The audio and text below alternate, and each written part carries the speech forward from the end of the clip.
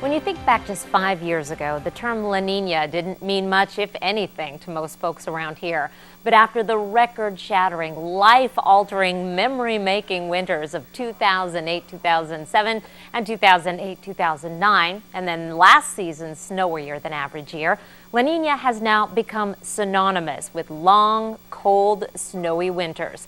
To the delight of some and to the dread of many others, we're heading into yet another La Nina season.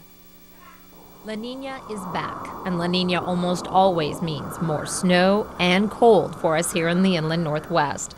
La Nina is a cooling of the sea surface temperatures in the Pacific Ocean along the equator, but it impacts weather patterns worldwide. During La Nina winters, an area of high pressure builds in the eastern Pacific Ocean. That high creates a cool northwesterly flow and sends the storm track right at the Pacific Northwest.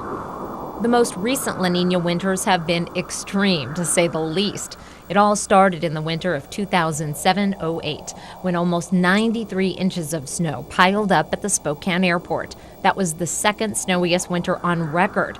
The next winter, we went right into a second La Nina. It seemed impossible, but we got hit with even more snow that year, obliterating every imaginable snowfall record. By the time it was all said and done, a new all-time seasonal snowfall record of almost 98 inches had been set at the airport. After only a one-year break from the big snows, La Nina returned again last winter. It wasn't as intense as the previous two La Nina years, but it was still more than 20 inches above our annual average. Those snowpocalypse years are still very fresh in everyone's memory, but the average increase in snowfall during a La Nina year is between 20% and 40% across the inland Northwest. In Spokane, we see an average snowfall of about 62 inches in a La Nina winter, as compared to our average annual snowfall of 45 inches. In addition, although odds are definitely in favor of a cooler and snowier than average winter in the inland Northwest, there have been isolated cases when La Nina winters turned out with less than average snowfall. I wouldn't count on that. There are some smaller scale oscillations that impact whether we're going to have a huge La Nina year or just above average snowfall. Unfortunately, we can only predict those about 10 days out, so there's still some unknowns in this piece.